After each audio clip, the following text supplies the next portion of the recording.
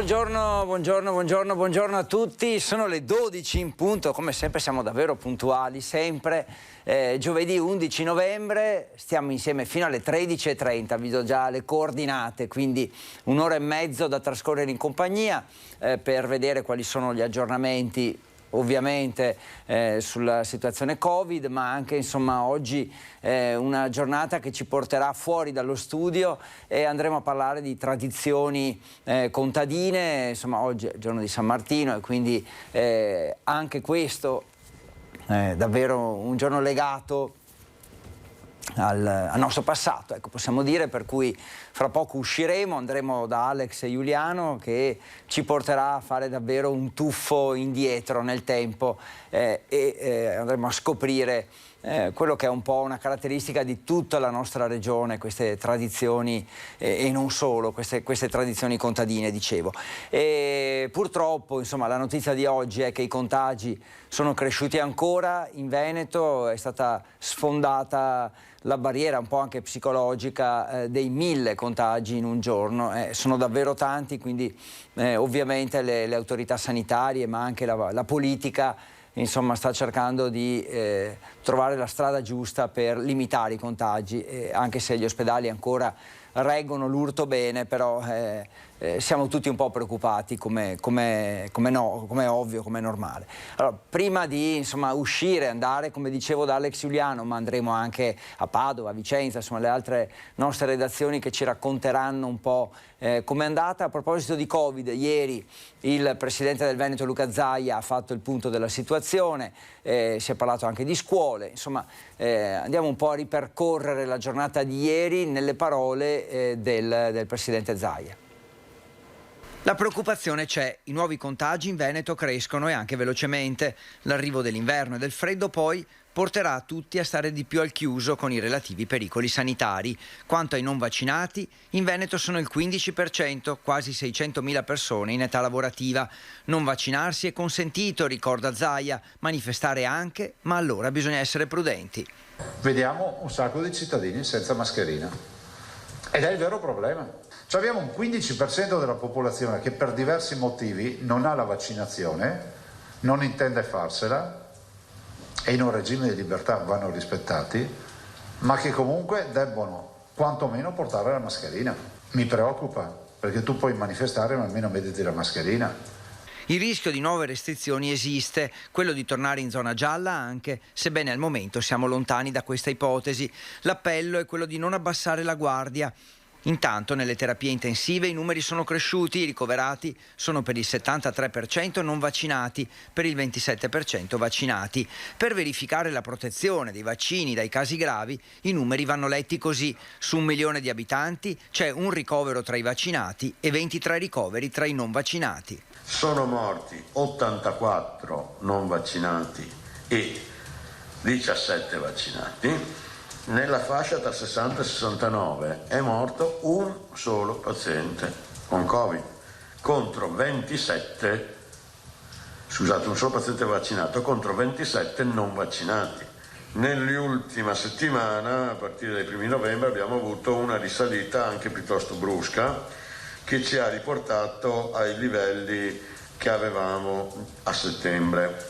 Infine nuove norme per la gestione dei casi positivi nelle scuole. Con un positivo tutti a casa, ma con tamponi negativi si torna subito in classe. Con 2 casi in classe i vaccinati restano, i non vaccinati seguono le lezioni a distanza. Con 3 casi tutti a distanza. Ecco, questo è un po' l'aggiornamento. Tra l'altro proprio a Bassano se ne sta occupando la nostra collega Monica Smiderle. Aumento dei casi nelle scuole, un aumento piuttosto forte e quindi con numerose classi in quarantena nel Bassanese, ecco perché Monica sta proprio cercando di capire esattamente quali sono le scuole più interessate e insomma anche attraverso l'ULSS 7 poi avremo più informazioni. È una notizia che non viene, che non riguarda direttamente le nostre province, però ve la do lo stesso. perché proprio di questa mattina ci sono 6 indagati dai carabinieri del ROS e anche un'ordinanza cautelare emessa dal Tribunale di Perugia. Le accuse sono istigazione a delinquere con finalità di terrorismo e di eversione dell'ordine democratico. Ci sono quindi i comandi dei carabinieri impegnati a Cagliari, Cosenza, Cremona, Genova, Lecce, Massa, Perugia, Roma, Taranto e Viterbo. I destinatari di questi provvedimenti sono gravemente indiziati di questi reati che vi ho appena detto: istigazione a delinquere con finalità di terrorismo e eversione dell'ordine democratico. Insomma, l'epicentro di questa indagine è a Perugia.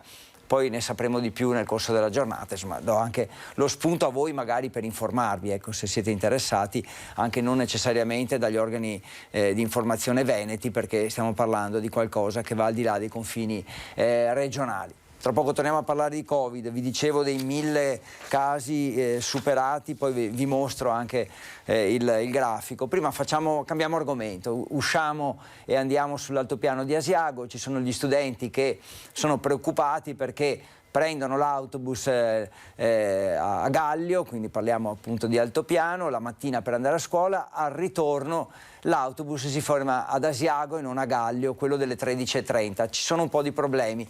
Sentiamo allora soprattutto il sindaco di Gallio, insomma, cosa sta cercando di fare nei rapporti con l'azienda municipalizzata dei trasporti. Al di là delle strumentalizzazioni politiche, che Gallio proprio con la nostra amministrazione è diventato hub, quindi punto di partenza e di arrivo di alcune linee della SVT, creando appunto un parcheggio ad hoc in convenzione per 20 anni con la SVT, quella che è oggi SVT. Quindi questa linea è sempre stata un po' in discussione, ma abbiamo sempre mantenuto questo tipo di servizio. Da quando è nata questa piccola diatriba, tramite il vice sindaco Dennis Lunari, che tra l'altro è anche un dipendente della SVT, e tramite anche grazie al comitato dei genitori e grazie all'intervento anche della dirigenza di SVT, questo servizio sarà quanto prima ripristinato a vantaggio appunto dei nostri studenti. Noi non abbiamo mai mollato il dialogo con la SVT, tant'è vero che, ripeto, abbiamo garantito un hub proprio a livello infrastrutturale e logistico proprio a Gallio, onde evitare chiaramente che Gallio fosse in qualche modo soppressa come punto di partenza e punto di arrivo. Questo l'abbiamo sempre fatto, sono 6 anni che appunto abbiamo raggiunto questo obiettivo e sicuramente non mancheremo di ripristinare questa linea. Appunto Gallio tiene a favore di tutti i nostri studenti. Questo è un po' quello che chiede il sindaco e l'impegno del sindaco, insomma, richiesta anche l'intervento della politica a livelli più alti per sbloccare questa situazione e avere, insomma, un servizio migliore per gli studenti. La politica regionale si è mossa e il vicepresidente del Consiglio regionale Nicola Finco ha presentato un'interrogazione, insomma, chiede in maniera forte all'azienda dei trasporti di dare una sistemata, ecco, mettiamola così, a questo servizio. Nei giorni scorsi ho presentato un'interrogazione alla Giunta regionale per sollecitare la provincia di Vicenza, ma nel caso la società che gestisce il trasporto pubblico locale, a ripristinare per intero la tratta Tiene-Gaglio. Questo perché? Perché da 2 anni a questa parte la corsa delle 13:30 che porta gli studenti da Tiene verso l'altopiano si interrompe ad Asiago, questo provocando un enorme disagio soprattutto ai ragazzi che abitano a Gaglio, che alla mattina proprio partono da Gaglio ma ritorno la corriera ferma ad Asiago. Una cosa assurda, quanto oltretutto anche vergognosa, perché i ragazzi pagano l'abbonamento molto salato e oltretutto lo pagano per la corsa intera. E SVT fino ad ora non ha dato nessun tipo di risposta, quindi noi pretendiamo giustizia, perché i cittadini di montagna non sono cittadini di serie B, pagano i servizi e li meritano completi. Voglio che la tratta venga ripristinata per intero, perché sono cittadini come tutti gli altri, pagano le tasse e oltretutto subiscono già di disagi vivendo in montagna, dovendosi alzare presto la mattina, e non possiamo pretendere che questi ragazzi tornino alle 2:30 del pomeriggio perché SVT non fa il suo lavoro come dovrebbe. Mi pare che, insomma, la politica e le istituzioni si siano mosse.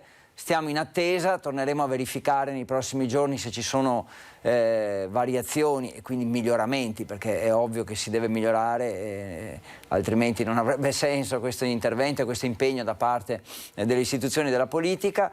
E prima di andare però a parlare di San Martino, andiamo a incontrare Alex Giuliano con il suo ospite, però lo facciamo tra pochissimo. Prima volevo farvi vedere i dati dei contagi, quindi è arrivato il report della Regione Veneto relativo alle ultime 24 ore. Ovviamente, come vi ho detto, abbiamo sfondato purtroppo il dato dei 1000 contagiati in un giorno, eccolo qui, 1077, magari non vedete bene, cerco di ingrandirlo un po', questo numero qui che vedete in alto è il numero dei contagi, 1077 suddivisi tra le varie province, chi ne ha di più è Padova con 241 e abbiamo ben 14.224 casi attualmente positivi, purtroppo sono tanti. Vediamo i ricoveri, altro dato ovviamente delicato, però ci sono 2 ricoveri in meno in area non critica e un ricovero in più invece in terapia intensiva, quindi numeri sotto controllo da questo punto di vista. Purtroppo però ci sono ben 5 decessi, tanti, troppi, questo è poco ma sicuro. Allora ci fermiamo 1 minuto e 59 secondi e poi sono stato preciso, più di così non so cosa volete, avete tutto il tempo, cominciate a contare, ci vediamo tra 1 minuto e 59 e andiamo fuori, usciamo insieme.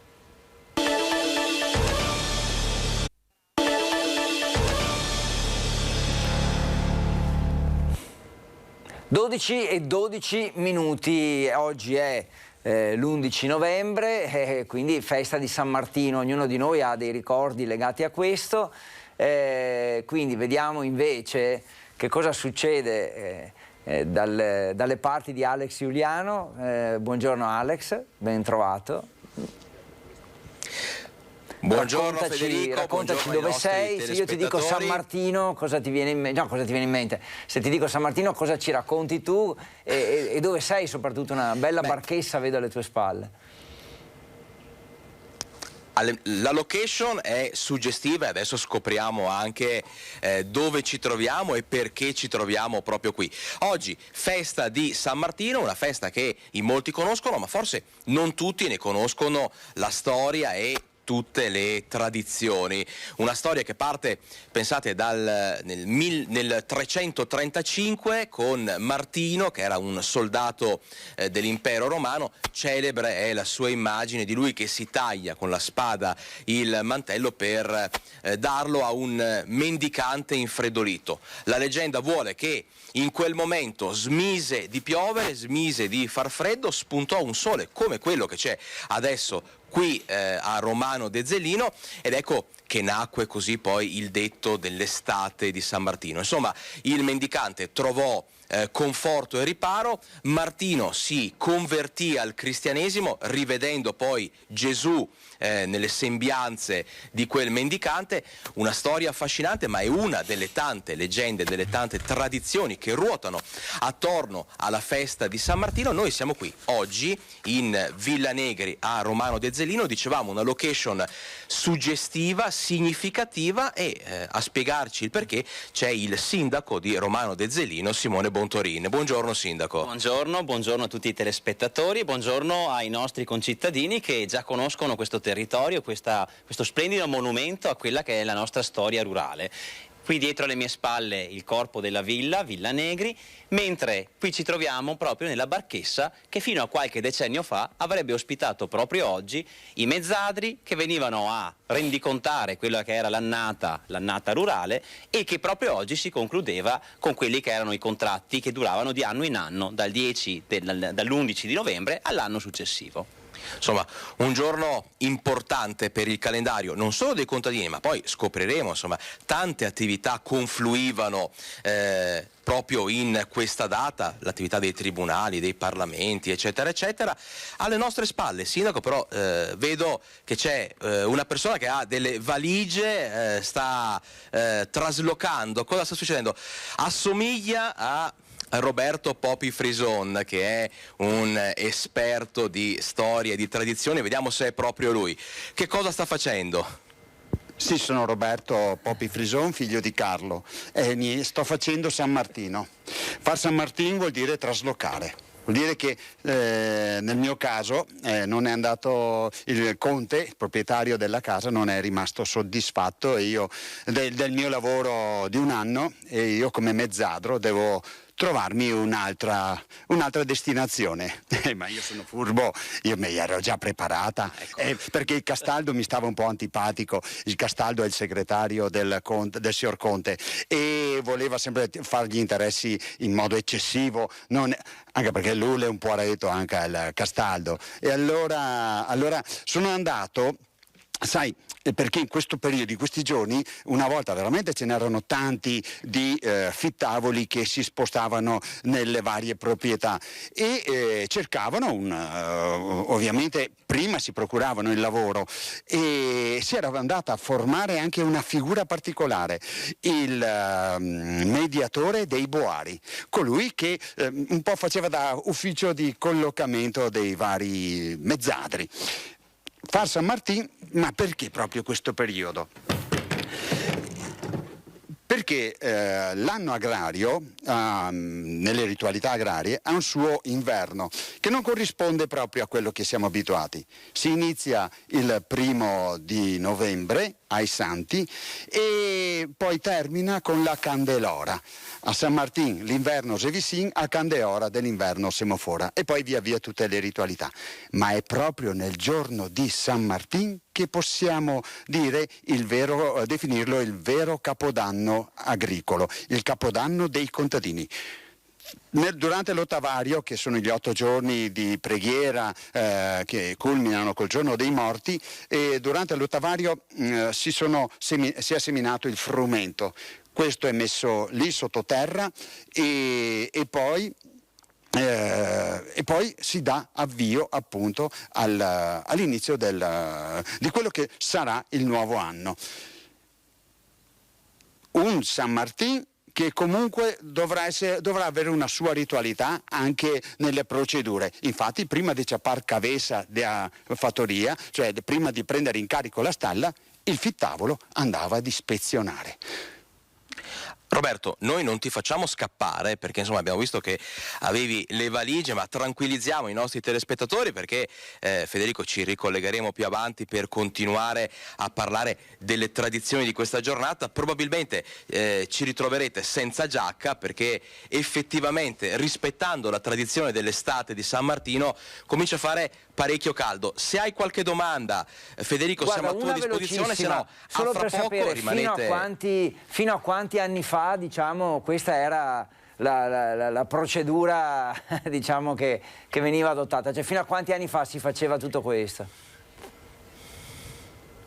Allora, dallo studio mi chiedono fino a quanti anni fa si faceva tutto questo? Sicuramente fino a 50 anni fa, perché insomma, soprattutto io mi ricordo la Romano contadina e prevalentemente nelle zone di pianura c'era tutto questo movimento particolare e c'era anche una ritualità nell'approcciare, si veniva accolti dal proprietario e ti dava a mangiare il gaeto con del vin, il vin suo si era buono. E di Drio invece il fittavolo condivideva con gli altri fittavoli della proprietà il galletto suo, ma con il suo vino, che era un vino dei poveri, era appunto la grappa, perché quello potevano permettersi. Se volevi fare del vino dovevi comprarti la vinaccia dal proprietario, ma difficilmente te la concedeva. Insomma, Federico, lo capisci da solo, staremo ore qui a parlare di storie, di tradizioni, di territorio con Roberto Popi Frison, però lasciaci qualche minuto che ci togliamo la giacca e siamo pronti a ricollegarci. Guarda, vi do già appuntamento tra un quarto d'ora, 20 minuti, direi che possiamo già fissare così il vostro prossimo intervento. Vi ringrazio tantissimo, davvero tutto molto bello, ti voglio vedere, sì, guarda che eleganza il tuo ospite, non puoi essere da meno, per cui ti vogliamo vedere completamente diverso. Non posso essere da meno, assolutamente. Ti avviso.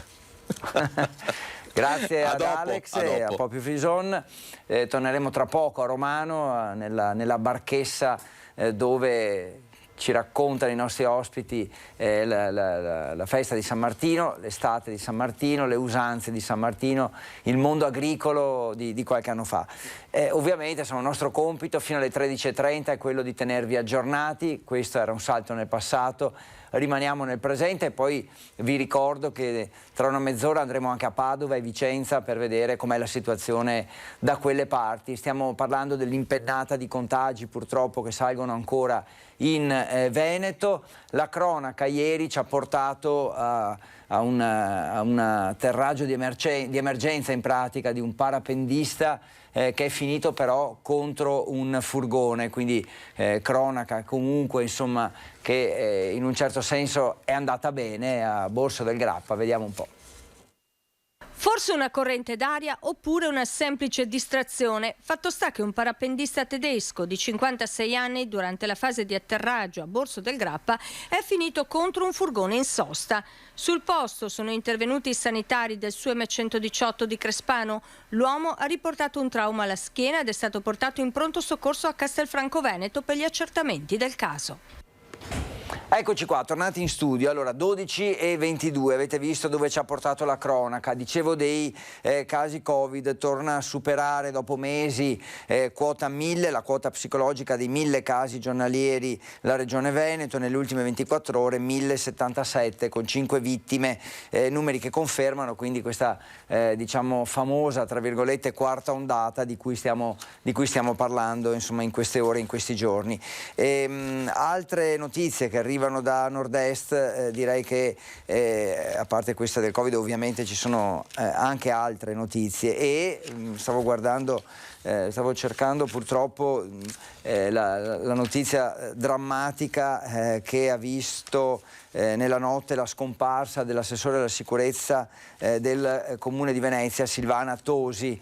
Un lutto, una scomparsa davvero improvvisa. Si è spento l'assessore alla sicurezza Silvana Tosi, 70 anni, era entrata in Consiglio Comunale nel 2015 in quota Lega, prima di diventare assessora con il secondo mandato del sindaco Brugnaro e insomma ovviamente anche il sindaco la ricorda con tanta tristezza e con insomma tutto quel lutto che colpisce il comune. Ancora cronaca perché c'è stato anche un incidente a Cassola ieri, siamo sempre nel Bassanese, però insomma sono notizie che sono arrivate davvero una dietro l'altra ieri e quindi le abbiamo trattate come devono essere trattate. Andiamo a vedere. Violento incidente stradale alle 7 di questa mattina all'incrocio tra via Baroni e via Lugana a Cassola. Probabilmente a causa di una mancata precedenza si sono scontrate una Mercedes e una Volkswagen Polo. Tra le persone rimaste ferite, tutte residenti a Crespano, un 48enne, un 47enne e un ragazzo di 18 anni che sono stati portati in ospedale. Le loro condizioni fortunatamente non sarebbero gravi. Sul posto i vigili del fuoco per spegnere un principio di incendio che ha interessato la Polo. Per i rilievi del sinistro sono intervenuti gli agenti della polizia locale pedemontana del Grappa. Grazie al servizio, grazie a Monica Smidale per il servizio. Noi ci fermiamo ancora un attimo, poi tra poco avete sentito torniamo a Romano De Zelino, torniamo a parlare con Alex Giuliano e Poppy Frison delle tradizioni agricole, di cosa si faceva fino a pochi anni fa e quindi ci vediamo tra un attimo. Rimanete con noi.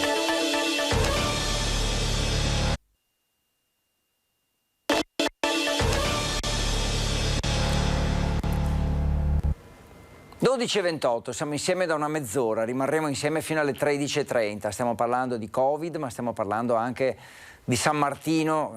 Oggi è la festa di San Martino, appunto, e fra poco torneremo a Romano De Zelino per vedere le usanze contadine del nostro territorio, insomma, spiegate da un super esperto di tutto questo che è Poppy Frison. Torniamo insomma all'attualità.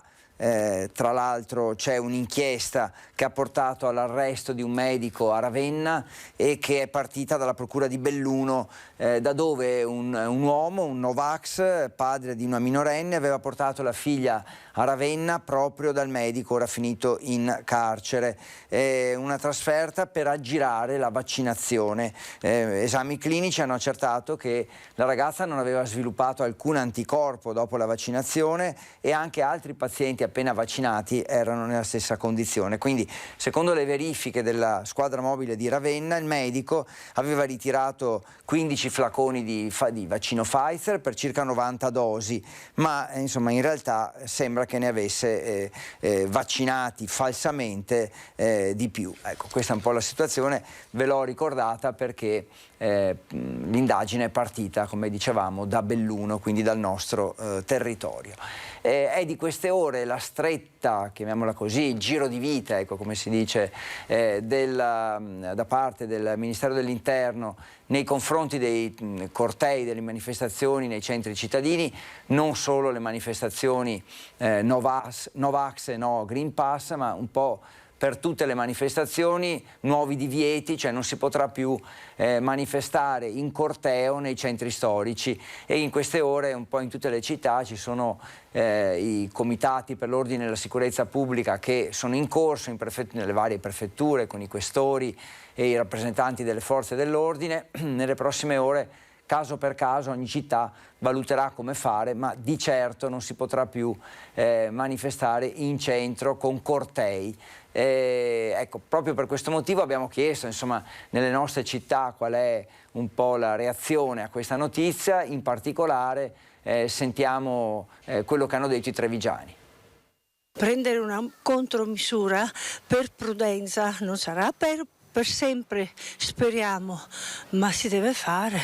A mio avviso è giusto. Come mai? Che comunque io sono favorevole al Green Pass. Questo discorso dei manifestanti si è avuto perché lo Stato non ha avuto il coraggio di dare una obbligatorietà al vaccino. Ci sono i negozianti che si lamentano che non lavorano, però anche proibire una dimostrazione. È vero che sta andando un po' troppo, ma siamo tutti esasperati. Io penso che sia una decisione giusta perché si è visto, ad esempio anche a Trieste, stanno aumentando i contagi dove si creano tanti assembramenti. La libera scelta di pensiero è giusto che sia di tutti quanti, però bisogna cercare di venirne fuori e è giusto manifestare, secondo me, in modo pacifico, non aggressivo, e magari diciamo sì, tutti questi cortei che vengono fatti dei no Green Pass, queste manifestazioni magari possono creare disagio. Penso che sia giusto, perché fine settimana tante attività sono aperte, perché c'è la gente che non lavora, va a fare shopping per fare acquisti, poi arrivo io che tutta la settimana lavora e va a rompere le scatole e chi poi deve lavorare. Penso che hanno diritto di farlo, sebbene sia crei un po' di disagio per commercianti, per chi vuole venire a farsi un giro in tranquillità, però sono cose che vanno accettate, c'è un po' una guerra in atto e bisogna accettarlo. Abbiamo parlato di aumento dei contagi, in particolare insomma, le scuole sono sotto osservazione, le regole che appunto un po' guidano le decisioni in caso di positività. Proprio ieri è stato fatto il punto della situazione su questo da parte della dottoressa Russo, che è un po' la responsabile a livello regionale della prevenzione. Regole diverse, quindi a seconda del numero di casi di contagio in una classe si va verso la quarantena, verso la DAD, quindi la didattica a distanza, anche con differenze tra i ragazzi, gli studenti vaccinati e non vaccinati. Facciamo un po' il riassunto. Quando vedo manifestazioni dove la mascherina non viene neanche utilizzata per non essere, come si può dire, ideologicamente dall'altra parte della barricata, mi preoccupa, perché tu puoi manifestare ma almeno mettiti la mascherina. Quando dice cerchiamo di non vanificare gli sforzi fatti fino ad adesso, il presidente della Regione Veneto va dritto al punto e parla a chi ha riempito le piazze in queste ultime settimane. Mettete la mascherina, lo ripete all'infinito, perché il rischio di tornare indietro è concreto. Questa è la domanda ricorrente, torneremo ad essere chiusi in casa? Con questi dati no, però è tanto vero che a forza di battere la testa sul muro riesce anche a rompere il muro, qualcuno ha la testa più dura del muro. Muri che cadono, sono letti di terapia intensiva che si riempiono. I numeri non sono ancora preoccupanti, ma la velocità con cui i valori stanno cambiando sì. Oggi i nuovi positivi sono 931, il doppio di quelli registrati la settimana scorsa. E evitiamo di subire restrizioni semplicemente per la volontà di tirare troppo la corda. Non facciamo provvedimenti accessori. Ovvero il Veneto non farà nessuna fuga in avanti, ora che c'è la circolare del Viminale di ieri che vieta cortei e impone l'obbligo di mascherina. Dalle prefetture però fanno sapere che ancora nulla è arrivato, ma potrebbe essere questione di ore. Poi c'è l'annuncio del ministro Speranza di oggi. Dal 1° dicembre terza dose anche per la fascia 40-60 anni. Intanto arrivano i primi esiti del monitoraggio sulle scuole, con 12 positivi asintomatici scoperti grazie ai test Sentinella. Il virus continua a diffondersi dunque nelle scuole, questi sono i numeri. Attualmente ancora positivi in totale ne abbiamo 1382 e studenti in quarantena sono 7275 e gli insegnanti 446. La scuola primaria è ancora la fascia più colpita, oltre al nuovo protocollo che manda una classe in DAD solo in presenza di almeno 3 casi positivi. C'è lo sforzo che il Dipartimento di Prevenzione sta facendo per riuscire a tamponare tutta la classe in caso di un positivo almeno entro 48 ore. Ecco le regole, un po' il riassunto di quello che è accaduto ieri con il governatore Zaia che aveva fatto il punto della situazione. Purtroppo le sue parole sono state superate dai numeri perché oggi siamo saliti ancora a 1077 contagi nelle ultime 24 ore. Quindi numeri davvero molto alti. Fa discutere quanto avrebbe sostenuto una professoressa di educazione fisica di un liceo di Venezia che avrebbe detto a motoria, quindi nelle ore, chiamiamole di educazione fisica per capirci anche se non si chiama più così, le ragazze dovrebbero nascondere le proprie forme per non attirare l'attenzione e non distrarre i compagni maschi. L'avrebbe detto questa professoressa vietando l'utilizzo dei top alle ragazze, un divieto che è stato subito violato da alcune di loro che si sono presentate a scuola con un top sportivo sfidando il freddo e in un certo senso un po' anche protestando contro la professoressa. Cambiate mentalità, non i vestiti, lo slogan che avrebbero detto queste ragazze. E torniamo nel Bassanese perché continua il progetto dei laboratori teatrali negli istituti superiori del Veneto e l'ente di formazione Irigem è partner di riferimento di questa iniziativa.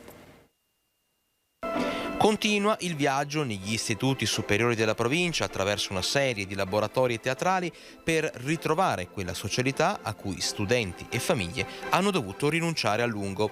Un viaggio, quello del progetto Offline finanziato dalla Regione Veneto, con l'ente di formazione Irigem, unico partner di riferimento nel Vicentino, e destinato agli studenti dai 14 ai 18 anni.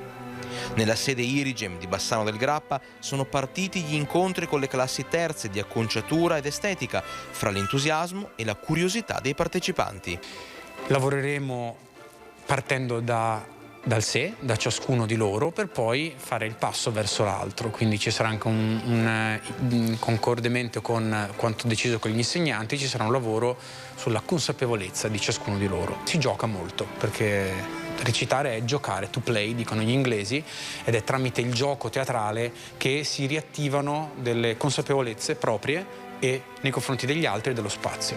Il teatro sarà dunque uno strumento che aiuterà i ragazzi di Irigem a migliorarsi anche in vista del loro inserimento nel mondo del lavoro, dove, considerando la tipologia di percorso intrapreso dagli studenti della sede di Bassano, il contatto con il cliente riveste un ruolo fondamentale. Teatro e mondo del lavoro che cosa hanno in comune? Come possono l'uno essere utile all'altro? Sono strettamente legati, secondo me. Sono in relazione nella misura in cui è importante nel mondo del lavoro saper comunicare in maniera efficace e consapevole. Lo strumento che abbiamo è il corpo, la voce è corpo, è fondamentale fare tutti quei percorsi ad esempio di team building all'interno delle aziende, ad esempio di public speaking. Il progetto è destinato a coinvolgere tutti gli istituti superiori della provincia, che potranno a loro volta ospitare e organizzare laboratori teatrali, perché l'aggregazione passa anche dalla condivisione. È probabile che già nei prossimi giorni si possa arrivare all'obbligatorietà della terza dose della vaccinazione anti-Covid per il personale sanitario e delle RSA, le residenze per gli anziani, l'ha affermato il sottosegretario alla salute Andrea Costa. Vedo un Alex Giuliano che ha cambiato completamente look, ma veramente speravo in qualcosa di più, però insomma ti sei tirato sulle maniche, ecco, diciamo che qualcosina di sforzo c'è stato. Federico, torniamo da te, dai, raccontateci un altro po' di aneddoti e di usanze agricole. Federico, ho fatto il possibile, mi sono levato la giacca, rimboccato le maniche, purtroppo i costumi d'epoca non mi entrano ancora, però noi siamo qui, lui, come vedete, il nostro ospite ha le valigie in mano, ma abbiamo mantenuto l'impegno, non l'abbiamo fatto scappar via, è rimasto qui con noi per continuare a raccontarci aneddoti e curiosità legate alla festa di San Martino. Che cos'altro c'è da raccontare, Roberto? Beh, intanto sono rimasto qua, ma è il sol magna e ore ragazzo, pertanto cerchiamo di darsi una mossa perché mi godo a traslocare e devo fare San Martino. Vi racconto intanto che, come vi dicevo, no, questo periodo tu ti lamentavi del caldo, perché infatti a San Martino l'istà dura 3D e un fiatin caldo tanto anche. Però vi racconto questa curiosità. Quando si fa la vendemmia, che in genere è a settembre, si incappa spesso su dei grappoli crudi, non maturi, sono verdi. E sai come li chiamiamo quelli? I martini, perché li lasciamo lì sulla vite e durante l'estate di San Martino sono belli maturi, pronti da mangiare. I martini, l'ua crua. E poi abbiamo anche altre, ovviamente San Martino, come abbiamo detto, no? Il mosto de Ventavin è un vino particolare che bisogna comunque consumare con prudenza e accostiamo ai maroni e infatti spesso diciamo Maroni e Vinnovo scorrede de fuoco, noi altri qui perché ci si abbandona un po' troppo. Ci stai facendo anche venire fame, sì. Roberto, però vogliamo parlare anche un pochino dell'etimologia di questa festa, di questa giornata. Questa è bella perché ha un po' stupito anche me, potevo rimanerci offeso, sai. Allora, sai quelle battute lì da Aldo, Giovanni e Giacomo. E cosa succede? San Martino, come hai detto tu, vive 80 anni, muore sul finire del 300 d.C., muore l'8 novembre, fanno i funerali l'11 novembre a Tours, dove era vescovo. Poi i merovingi tengono il suo mantello e lo conservano in un oratorio. E ci mettono anche due guardie, poi anche due volontari, insomma due persone sempre accanto al mantello il mantello di San Martino diventa reliquia. E c'è un pellegrinaggio vero e proprio. Il mantello in latino si dice K. Immagina un po' che nome prendono i due soggetti che fanno da guardia alla K, cappellani. E l'oratorio prende il nome dalla cappa di San Martino, quel mezzo mantello, cioè cappella. E questa era una curiosità che è anche piacevole perché quando pronunciamo certi nomi sono da ricondurre a San Martino.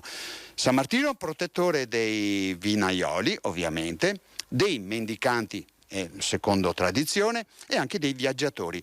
E pensate che una volta si era soliti, quando si partiva per un viaggio, a recarsi nella chiesa dedicata a San Martino, quella più vicina, e posare accanto o affiggere accanto all'ingresso un ferro di cavallo per godere della protezione di San Martino.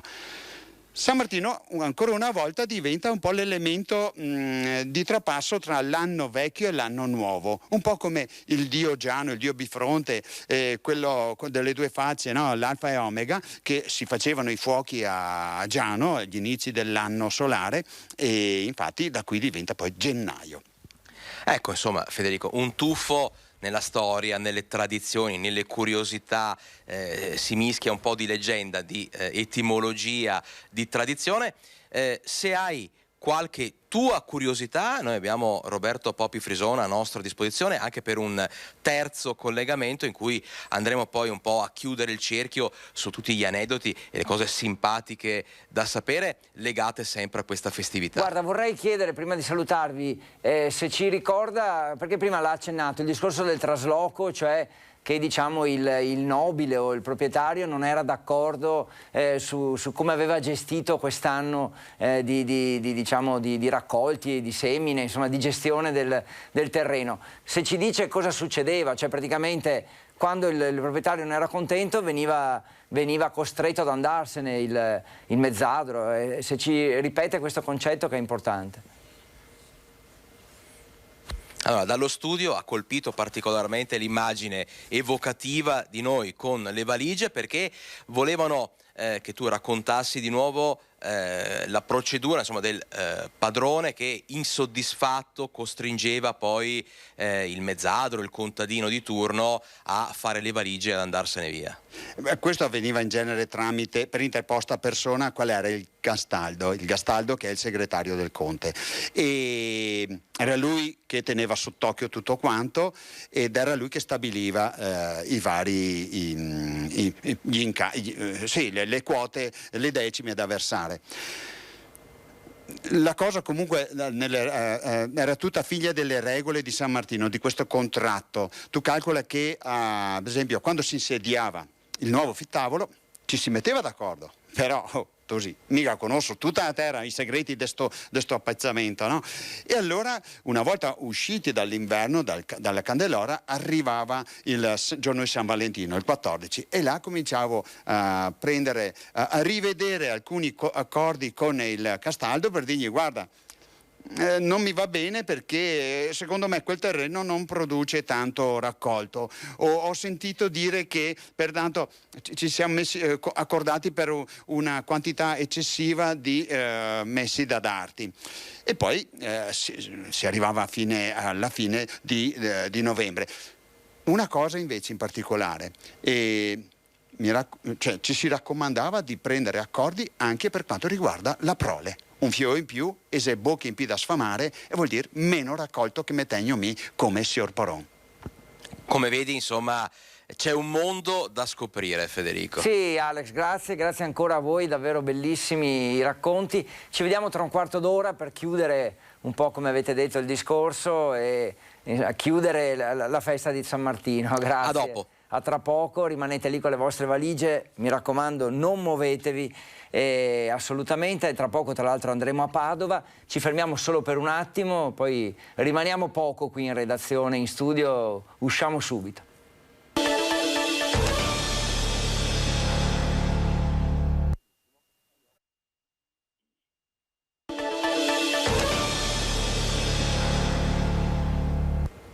(12:51) di giovedì 11 novembre e stiamo per assistere al trasloco di Alex Giuliano e Popi Frisone, che lasceranno la barchessa Romano De Zelino, la festa di San Martino, stiamo parlando di quello, adesso ci facciamo dire dove andranno.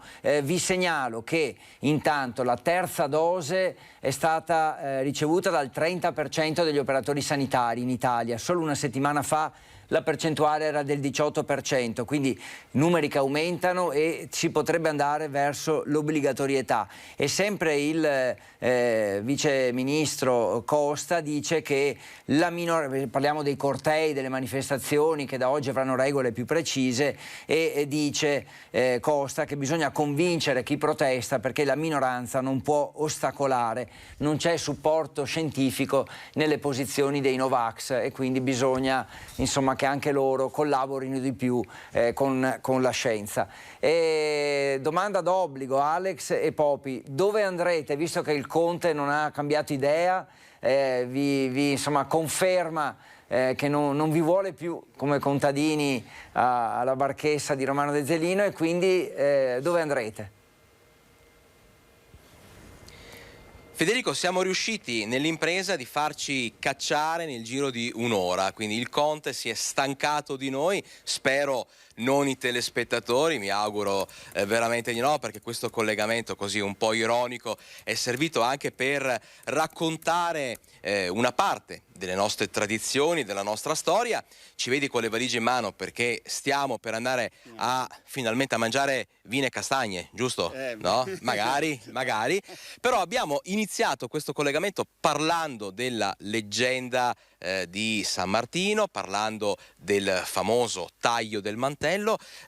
Chiudiamo questa parentesi con un'altra leggenda, Poppy. Allora, San Martino e il demonio stanno cagliando hanno delle capre e stanno cagliando del latte. A un certo punto il demonio, che è furbo, no? Perché dice: senti San Martino, femo che tagliamo metà il latte, a latte. Uno se tiene il tocco sopra e che altro a parte sotto. Come sia te San Martino? Ma San Martino dice: io mi tengo la parte sopra del latte che è decantato, no? Ora mi metto qua sotto. Fatto sta che San Martino quel giorno cagliò dell'ottimo formaggio e al demonio rimase il siero, quello che in dialetto chiamiamo il scoro. Il giorno dopo San Martino dice: oggi facciamo di nuovo quello che abbiamo fatto ieri, però decido ancora io per primo. Va bene, dice il demonio, mi tengo la parte sopra. E quel dì San Martino fece delle ottime ricotte e il demonio, niente, scarti. E ora il demonio si arrabbia e allora ha detto: sta attento San Martino, e ora femo cosita, se spartimo le capre, mese mie e mese tue. Vabbè. Quando si sono suddivise le capre, e me mese porto su in cima per i ronchi, per le montagne e per i crepe. E chi che vientore me capre, mi che togo l'anima. E ti cosa fai tu, San Martino? Io le mie le do a tutti i cristiani che facciano quel che vogliono e ci metterò sopra una croce affinché tu non possa prenderle. Fu così che San Martino ebbe le capre e le capre del demonio divennero i camosci, detti anche appunto capre del diavolo. Però adesso, per chiudere, sto guardando il tempo, perché stasera, se il sole scende qua a Bisacca, cioè con un po' di nuvolo, sarà un buon presagio di un anno un po' piovoso e pertanto scende in Bisacca, vendi il pane e tienti a vacca, ci sarà fienagione. Mentre se scende in Seren, vendi a vacca e tienti il fen, perché sarà un anno troppo assolato e poco a fienagione, pertanto sarà vacche magre. Ma niente la teniamo perché a vacca, perché chi gana vacchetta gana bottichetta. Saluti a tutti, adesso andiamo. Federico, a questo punto andiamo. Penso che non dobbiamo aggiungere altro. No, bellissimo proprio anche sentire l'origine quindi di tante frasi, di tante cose che si dicono, viene fuori davvero cosa significano. Un'ultima cosa, noto una differenza nelle dimensioni della valigia tra te e Poppy, ma onestamente vedrei male il contrario in effetti. Ma sono proporzionali alla stazza, sai, quindi...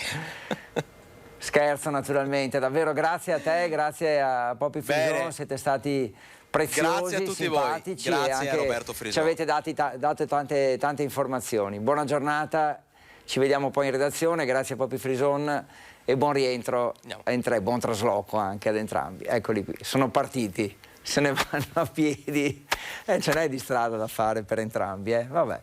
E allora tanti saluti a loro. Noi rientriamo in studio e andiamo a Cittadella, perché poi invece andiamo a Padova tra pochi minuti. Andiamo per un attimo a Cittadella, dove c'è stato un importante scambio di, insomma, possiamo dire anche di oggetti simbolici tra l'Arma dei Carabinieri e il Comune di Cittadella per festeggiare una ricorrenza importante. Può sembrare un comune scambio di omaggi, in realtà ha un significato molto profondo, quello che è successo in comune a Cittadella, dove è stato consolidato il forte legame tra l'amministrazione e la compagnia dei carabinieri, la collaborazione effettiva tra un'intera comunità e l'Arma, già insignita della cittadinanza onoraria nel 2019. Così il sindaco Luca Pierobon ha donato al comandante della compagnia di Cittadella, il capitano Andrea Pezzo, e il comandante della locale stazione, il luogotenente Renato Lago, Lago la targa degli 800 anni della città murata, mentre i militari hanno ricambiato con il crest della compagnia. Un sodalizio che ci lega ancora in maniera più profonda, insomma, con chi lavora ogni giorno per tutelare il nostro territorio. È la forza dell'ordine che è più vicina ai cittadini, non solo fisicamente ma anche a livello lavorativo e collaborativo, quindi per noi è un onore aver ricevuto oggi il crest della compagnia di Cittadella. Un crest che racchiude in pochi ma essenziali tratti il lavoro sinergico portato avanti in tutti questi anni tra la popolazione e i carabinieri. Per noi militari è una consuetudine, rappresenta i reparti dell'arma, anche il più piccolo, insomma, ovviamente c'è tutta una procedura per poterli autorizzare, nel caso è stato autorizzato al Comando Generale qualche mese fa. L'idea è stata quella di rappresentare, grazie anche all'autorizzazione del sindaco, il simbolo degli 800 anni di Cittadella, che ha una forma ovviamente concentrica, così come la fiamma dell'arma, insomma, che avvolge la città di Cittadella e garantisce la sicurezza dei suoi cittadini. Il connubio perfetto con il legame indissolubile tra l'arma e il territorio. Tutto parte dalla collaborazione della cittadinanza con l'Arma dei Carabinieri, che cerca di dare le risposte nel migliore dei modi. Il cittadino per noi, oltre a essere l'utente sostanziale, insomma, della nostra attività, però il cittadino per noi è fondamentale ed è al centro della nostra vita quotidiana. Eccoci ancora in studio perché sono le 12:58 ed è il momento di andare a Padova, dove purtroppo, tra l'altro, abbiamo anche la notizia della scomparsa di Bruno Capovilla, un grande attore teatro padovano che era veramente, lui era protagonista di tutto questo, è morto a 95 anni, tantissime belle commedie che abbiamo visto, insomma noi un po' più anzianotti, ma davvero un grandissimo personaggio che ha lasciato il segno in tutti noi e purtroppo se n'è andato, però insomma 95 anni davvero vissuti alla grande nel mondo del teatro e dello spettacolo padovano, ecco, delle tradizioni padovane. E mi pareva doveroso questo ricordo. Chiara Gaiani, dici dove sei? E insomma oggi giornata importante perché c'è un altro comitato per l'ordine e la sicurezza pubblica alla luce delle decisioni prese dal Ministero dell'Interno.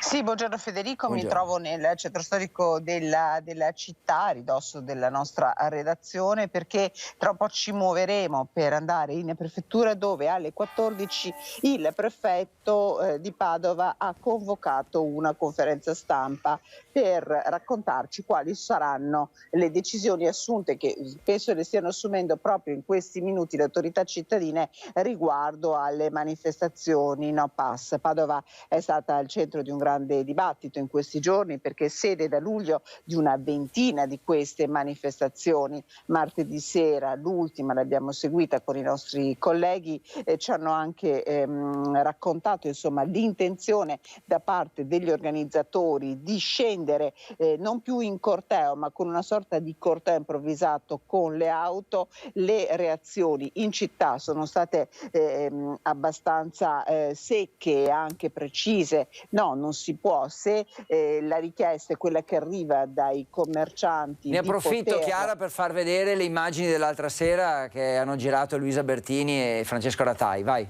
Certo, ecco appunto, se le richieste dei commercianti, stavo dicendo, sono quelle di restituire alla città, alla piazza, anche la possibilità insomma del commercio, delle persone che possono muoversi tranquillamente, non è un corteo la risposta corretta, quindi si chiederà una manifestazione di tipo stanziale.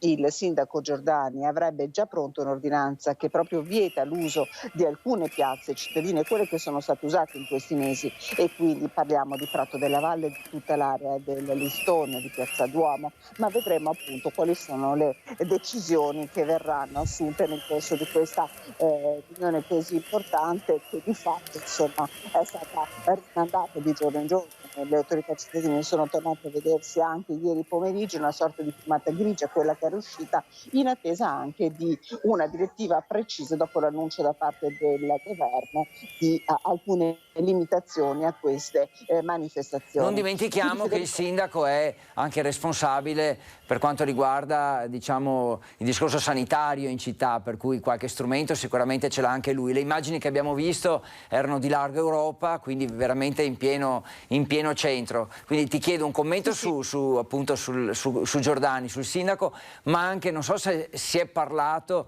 di questa presunta risposta dei manifestanti che vorrebbero in auto arrivare a quel punto in centro storico. Immagino che il comitato dovrà prendere in esame anche questa eventuale possibilità.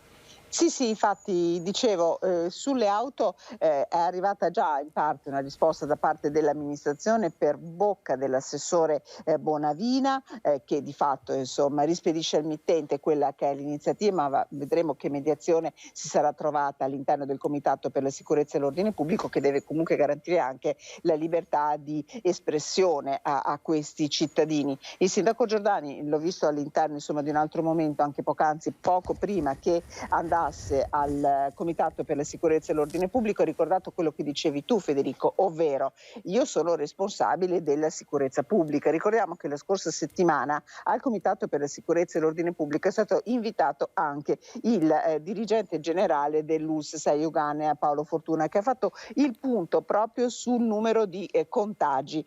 Purtroppo Padova, e questo ce l'ha detto anche ieri il direttore generale dell'azienda ospedaliera d'Alben, è la prima città la prima provincia del Veneto per numero di contagi, forse anche a causa di queste continue manifestazioni, quindi di sicuro c'è un problema di salute pubblica che è probabilmente il primo problema che viene affrontato proprio in questi minuti da parte delle autorità cittadine, e qui serve una risposta. Tra l'altro Giordani ha ricordato anche un numero che ricorda spesso il sindaco: il 90% dei cittadini padovani che possono vaccinarsi sono vaccinati, è una percentuale e una media più alta di altre zone del Veneto. Il Veneto mi pare sia tra l'82 e l'84% come numero di vaccinati, Padova è al 90%. C'è quindi anche una larga fetta della città, 9 cittadini su 10, che la pensano diversamente e che quindi vanno tutelati, come va tutelata comunque, lo ricordiamo, anche la libertà di espressione. Quindi sicuramente ci sono queste due esigenze su cui si sta cercando una difficile mediazione con al centro la città di Padova, le sue piazze, il suo salone, che sono delle zone vocate al mercato, all'aria aperta. Peraltro insomma questa estate di San Martino che ci sta regalando questo novembre di sicuro sono dei momenti perfetti per fare i due passi in città. Il sabato pomeriggio non può avere le vie del centro cittadino continuamente insomma invase, come è stato da luglio a questa parte. Questa purtroppo è una cosa su cui insomma decisamente avremo delle risposte, mi auguro tra poco. Tra poco alle 14, allora abbiamo detto il comitato, voi insomma seguirete i lavori e poi ci aggiornerete questa sera su quanto verrà deciso. Mi pare insomma linea guida, buon senso, ma soprattutto rispetto da una parte e dall'altra, rispetto reciproco. Questo sarebbe davvero l'ideale un po' per tutti. Chiara, grazie infinite. Mi permetti di aggiungere certo. solo una cosa? Parlavi di Bruno Capovilla. Ok, parlavi di Bruno Capovilla, quindi invito i telespettatori a seguire le edizioni dei nostri telegiornali, perché il collega Federico Cibotto, che è sempre stato un topo d'archivio, è riuscito a recuperare un'intervista che avevamo realizzato a Bruno Capovilla qualche anno fa e che riusciremo a riproporvi nei telegiornali di questa sera. Grazie, hai fatto bene a ricordarcelo, mi unisco all'appello, non perdetevela perché davvero è stato un grandissimo personaggio. Grazie Chiara, buona giornata. Grazie Padova, a voi. quindi l'estate di San Martino c'è, abbiamo capito che il tempo è buono, temperature non dico primaverili ma addirittura estive, ecco, così siamo in linea. Tra poco andiamo a Vicenza, però prima ci fermiamo per un attimo, poi ancora informazioni insomma, e altre notizie che arrivano da qui.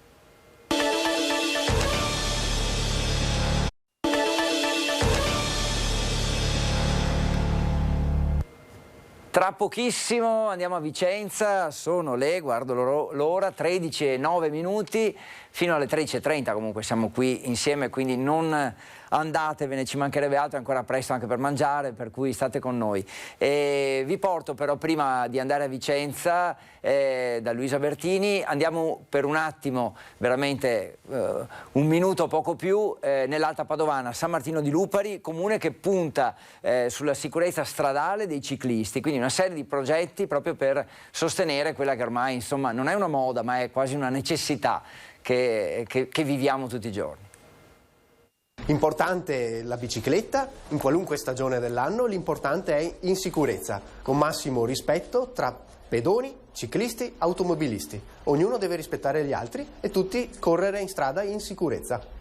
Il comune di Campo San Martino punta sulla sicurezza stradale dei ciclisti e lo fa con una serie di iniziative e campagne di sensibilizzazione, sviluppando anche progetti per una rete ciclabile che faciliti la mobilità sulle due ruote. Per sviluppare tutta quella che è una rete ciclabile che vada, diciamo, a intersecare quelle che sono le ciclabili già esistenti nel territorio, ovvero abbiamo il percorso della Treviso-Ostiglia e il percorso della ciclabile del Brenta, detta anche Venezia-Monaco. Iniziative che trovano l'appoggio del campione del mondo di ciclismo Cristian Salvato, originario di Campo San Martino, presidente dell'associazione Corridori Ciclisti Professionisti Italiani.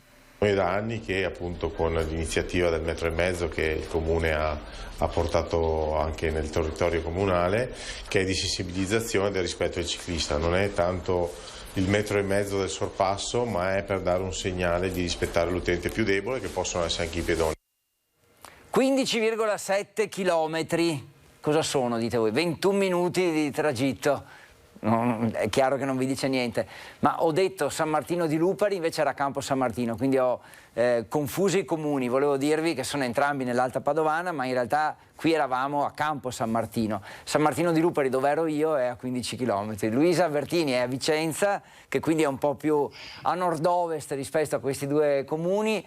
Sempre che sia in città, perché magari invece, che ne è da qualche altra parte. Sono a Vicenza. Ciao Luisa, Federico, raccontaci. Non ci sbagliamo, e sono appena uscita da un sopralluogo alla scuola Zalin Pirazzo, un sopralluogo tenuto dal sindaco Rucco e dall'assessore all'istruzione, l'assessore comunale all'istruzione, la Cristina Tollio, per verificare l'accoglienza dei 47 alunni che al momento non possono frequentare la scuola Sasso perché è stata chiusa a partire dal 29 di ottobre per un guasto al riscaldamento. Quindi un sopralluogo anche per vedere come sono stati disposti questi ragazzini, perché la scuola ha messo a disposizione 2 stanze, la cucina, il corridoio, un ex appartamento delle suore non utilizzato e 2 saloni anch'essi non utilizzati, quindi i locali sono stati tinteggiati ed è stato tutto predisposto appunto per l'accoglienza di questi ragazzi, oltre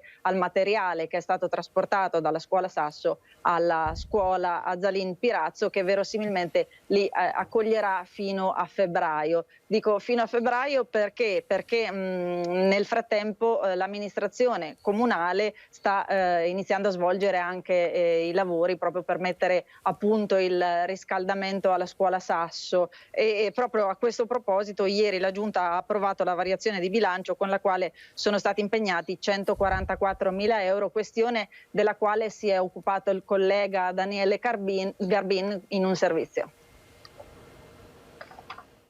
Stamattina la Giunta Comunale ha stanziato il finanziamento d'urgenza per poter intervenire e procedere con tutta la pratica che ci porterà a fare i lavori d'urgenza.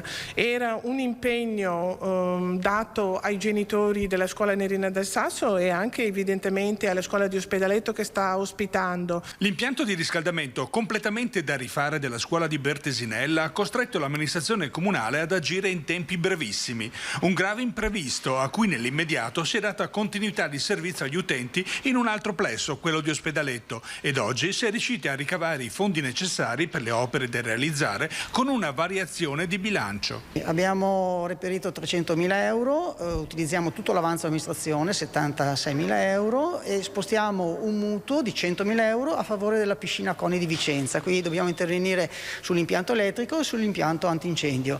In più c'è anche un piccolo intervento richiesto da alcuni consiglieri comunali che riguarda il centro anziani di Villaggio del Sole. Metteremo 10.000 euro per risolvere un problema di infiltrazioni. Una scelta che ha consentito di risparmiare anche 2 settimane di tempo sul cronoprogramma preventivato. Entro le vacanze di Natale verranno assegnati i lavori alle ditte incaricate. Noi stiamo facendo il possibile e l'impossibile per rispettare le date di fine gennaio, primi di febbraio. È chiaro che tutto ciò che è in nostra competenza, in nostro potere, lo stiamo facendo e stiamo rispettando. Auspichiamo che ci sia tutto il materiale disponibile e che non ci siano disguidi in itinere, di cui evidentemente poi renderemo conto a tutti. Ringraziamo Luisa Bertini che insomma prosegue nel suo giro per Vicenza questa sera. Gli aggiornamenti alle 19:15 con il TG di Vicenza per vedere un po' cos'è successo durante la giornata da quelle parti. Siamo stati a Padova poco fa per vedere un po' che cosa accadrà oggi per quanto riguarda il COSP, cioè il Comitato per l'Ordine e la Sicurezza Pubblica, che parlerà ancora delle manifestazioni dei cortei nei prossimi giorni, le nuove regole arrivate dal Ministero dell'Interno. Volevo mostrarvi cosa succede a Treviso, però vedo anche che Valentina Visentin forse è già con noi, allora quasi quasi non le facciamo, anzi ti lascio lì una mezz'oretta ad aspettare. No, deve andare. Bellissimo, voi non vedete, ma io scherzavo nel dirle che la lasciavo lì mezz'ora, ha cominciato a sbracciarsi. No, devo andare.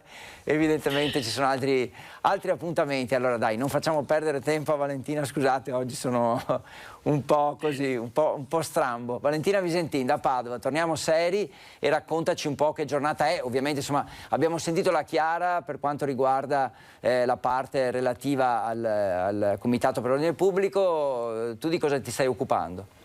Sì, ovviamente quella di Chiara è la notizia principale della giornata, quella che attendo, insomma, che attende tutta la città per capire, insomma, se sabato ci saranno ancora o meno queste manifestazioni e in che modalità. Io invece oggi mi occupo di cultura con una bella notizia, però anche una triste notizia.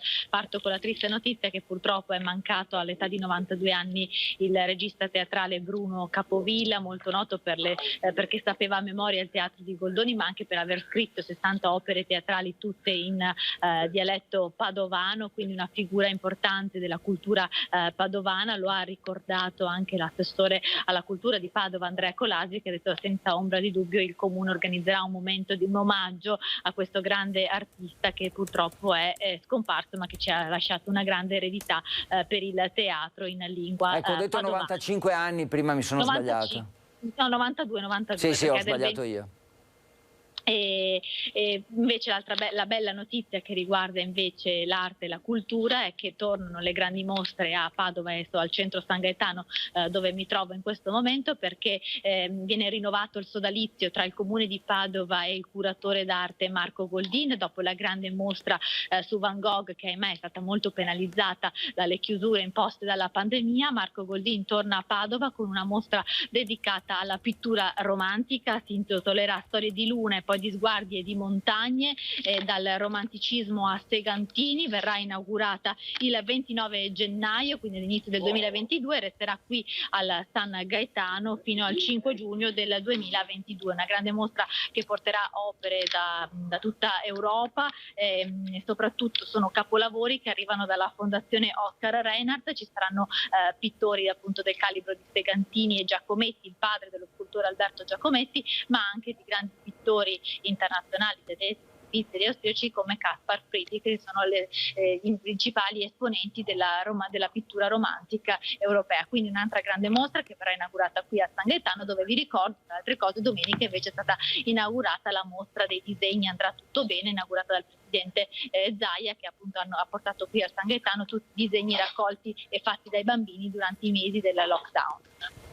Grazie Valentina. Allora, cultura a 360 gradi a Padova, d'altra parte sei davanti a uno dei musei insomma, più importanti della città, il San Gaetano. Certo. Grazie, ciao, buona giornata. Vedi grazie che ti abbiamo fatto andare via in velocità, ti abbiamo liquidato in fretta. Sono le 13:19, vi ho mostrato già prima, ma a questo punto riguardiamo insieme, se lo riesco a recuperare, il bollettino con i dati aggiornati delle ultime 24 ore, i dati Covid naturalmente. Perché ve lo mostro? Perché purtroppo c'è stato un aumento dei casi in Veneto abbastanza considerevole. consistente. Eccolo qui, i dati delle ultime 24 ore che segnano un bilancio dei contagiati pari a 1077 casi positivi nuovi e a 14.224 attualmente positivi, quindi sale anche questo numero, cioè quello delle persone che attualmente sono positive. Troviamo anche i dati sui ricoveri che di solito controlliamo sempre insieme. Abbiamo per fortuna ospedali che rimangono con una situazione sotto controllo, con un -2 per quanto riguarda i ricoveri ordinari, cosiddetto, e invece con un +1 nelle terapie intensive. I decessi purtroppo nelle ultime 24 ore sono stati 5, non sono dati positivi in generale. Insomma, gli ospedali tengono, i ricoveri hanno dei numeri ancora contenuti, ma insomma dobbiamo veramente alzare di nuovo la guardia ancora di più, stare ancora più attenti ed essere davvero tutti molto prudenti. E torniamo a parlare insomma del nostro nord-est, della nostra attualità. Abbiamo ieri parlato di quello che è successo, abbiamo anticipato un po' quello che sta succedendo a Treviso, dove all'interno degli autobus del trasporto pubblico l'autista può premere un bottone e praticamente accendere le telecamere che mandano le immagini direttamente nella sala operativa della questura in caso di rischio, di situazioni difficili. Vediamo un po' meglio quello che è un provvedimento, un'iniziativa che insomma immagino possa essere poi tra virgolette copiata anche da altre aziende nelle nostre città. I nostri mezzi hanno in dotazione questo bottone che nel caso di emergenza viene azionato e le forze dell'ordine quindi possono arrivare in tempi brevissimi. Nasce Panic Button, il progetto che coinvolge al momento 67 autobus della flotta in servizio, 28 in ambito urbano e 39 in quello extraurbano della marca trevigiana, e prevede l'installazione di un sistema di videosorveglianza digitale provvisto di una console di comando con integrato un pulsante di allarme posizionato vicino all'autista e direttamente collegato alle forze dell'ordine, allo scopo di garantire una maggiore sicurezza sia ai dipendenti che agli utenti. Noi stiamo cambiando sostanzialmente gran parte del nostro parco autobus. Nell'ultimo prossimo triennio abbiamo circa 70 autobus previsti per l'acquisto. Un gran numero di autobus nuovi li abbiamo già in dotazione. Tutti questi autobus hanno questa tipologia di intervento. Una volta azionato il bottone dall'autista, il sistema di videosorveglianza trasmette in tempo reale alla sala controllo esercizio MOM e alla sala operativa della questura di Treviso la matricola dell'automezzo, la posizione su mappa cartografica e in tempo reale tutte le immagini di tutte le telecamere presenti a bordo, interne ed esterne. Noi abbiamo avuto contatti sia con il questore che con il comandante di Carabinieri, abbiamo fatto un protocollo di intesa. Il protocollo di intesa lo stiamo firmando e entrerà a breve in esercizio. Ecco, abbiamo visto proprio le immagini in questa parte finale del servizio. Come dicevamo, insomma, un'iniziativa molto interessante. Il sottosegretario alla salute Andrea Costa ha detto: è fondamentale continuare a vaccinare, sono frasi di pochi minuti fa, e procedere rapidamente con la terza dose. Su questo siamo pronti e sarebbe importante convincere almeno una parte di coloro che continuano ad andare a protestare. Non possiamo permettere che le posizioni di una minoranza senza alcun supporto scientifico ostacolino e impediscano al nostro Paese di tornare alla normalità. Quindi non creiamo allarmismi, ma nello stesso tempo insomma guardia alta, è quello che stiamo dicendo anche noi, e quindi insomma certamente questa è la strada da seguire per non ritornare in una situazione difficile. La musica, i concerti, la cultura, abbiamo visto poco fa a Padova cosa sta accadendo, quello che ci ha raccontato Valentina Visentin. A Vicenza invece, per celebrare i Natali di Venezia, ci sarà un concerto speciale sul palco del Teatro Olimpico.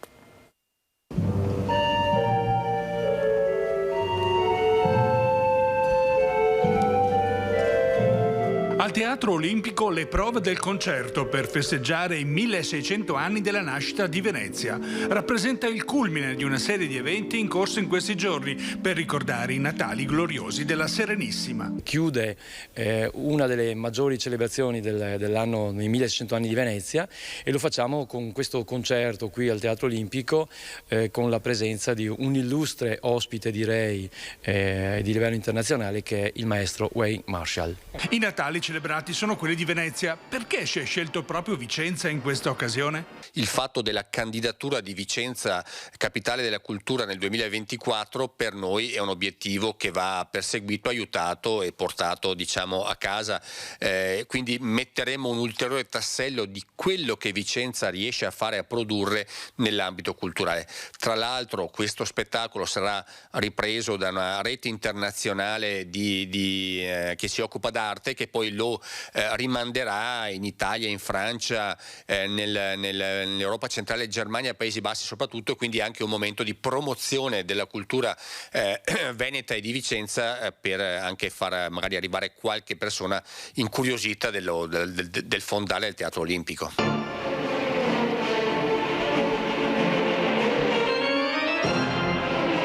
Un organo Wonder, il più grande al mondo, è quello montato all'Olimpico. Wayne Marshall ha scelto uno dei brani più noti ma anche più difficili da eseguire anche per l'orchestra, il concerto di Francis Poulenc per organo, orchestra, archi e timpani, una vera sfida per tutti. È affascinante di poter suonare in un posto come questo, che mai ha suonato a Vicenza in Teatro Olimpico, ma la cosa più bella è che c'è un organo trasportabile, modulare, e che ha fatto possibile il maestro Paolo Oreni, un grande virtuoso italiano, e ha dato una mano per fare possibile questo concerto. Sarà un'esperienza unica, proprio posso dire per l'umanità, perché è un organo a canne che viene riportato nelle sue origini. L'organo a canne è nato nel teatro greco, e giustamente questa sera, in questo concerto che sentirete, l'organo a canne tornerà a vivere nella sua vera casa, che non è la chiesa ma è il teatro antico. Facciamo in tempo prima delle 13:30 a dare ancora un po' di informazioni. Andiamo a Trieste perché insomma, è stata un po' al centro dell'attenzione nelle ultime settimane, le proteste, l'aumento dei contagi, eccetera. Al centro protagonisti anche i poliziotti, che hanno turni massacranti per riuscire diciamo, a tenere sotto controllo tutte le manifestazioni che si sono susseguite in questi giorni, in queste settimane. Sentiamo la posizione del sindacato di polizia, così insomma, è un po' una finestra anche su una zona del nostro territorio importante, anche perché così possiamo ringraziare i nostri colleghi di Tele4. Cortei e manifestazioni contro il Green Pass stanno mettendo a dura prova le forze dell'ordine. Turni massacranti per garantire la sicurezza dei cittadini. Sì, perché oltre all'attività straordinaria di monitoraggio dei facinorosi che generano violenza nelle manifestazioni, c'è anche tutta l'attività ordinaria di cui occuparsi. Arrivano i reparti mobili da fuori provincia, e sono un ottimo supporto, anzi grazie a loro l'ordine pubblico è stato, credo, condotto in maniera eccellente, però ci sono turni massacranti sia per loro, appunto, che vengono da fuori con orari molto prolungati e tempi di recupero psicofisico molto, molto ridotti, ma anche per i territoriali, cioè coloro che lavorano qui sostanzialmente a Trieste, operatori per esempio della polizia scientifica che sono in campo tutto il giorno appunto per documentare possibili azioni penali, operatori dei commissariati di polizia che vengono appunto impiegati nell'ordine pubblico, operatori della Digos, della squadra mobile, che appunto stanno a controllare quelli che sono i movimenti di personaggi che potrebbero essere insidiosi per la piazza. Fino arriva la stretta del Viminale che dice sit-in, basta cortei, soprattutto via dai centri storici. Questo può aiutare il lavoro della polizia anche in termini di fatica, cioè il fatto di muoversi di meno banalmente. Io credo che il diritto a manifestare è un diritto che deve essere preservato. Chiaramente l'importante è che vengano date delle regole ben chiare che siano chiare anche ai manifestanti e che vadano osservate. Credo che questo potrà sicuramente aiutare anche gli operatori di polizia a poter garantire la sicurezza delle manifestazioni e quindi anche dei cittadini che vogliono manifestare di poter manifestare e di far sentire la loro voce e non lasciare lo spazio che è stato dato invece dai facinorosi che hanno oscurato completamente i motivi delle proteste.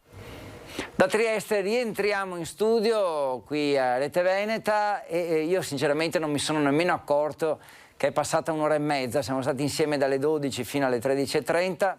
Io credo che neanche voi vi siate annoiati perché abbiamo veramente cambiato continuamente posto, località, notizia. Avrei ancora un sacco di cose da dirvi, non c'è più tempo. 13:30, buon pranzo a tutti, però le notizie che non sono riuscito a darvi le trovate nei nostri telegiornali, quindi rimanete con noi tutto il pomeriggio e poi questa sera a partire dalle 18:50 con tutte le notizie contenute nei nostri telegiornali, quindi nei nostri spazi informativi. Grazie ai colleghi, grazie soprattutto a voi che ci avete seguito e buon San Martino a tutti.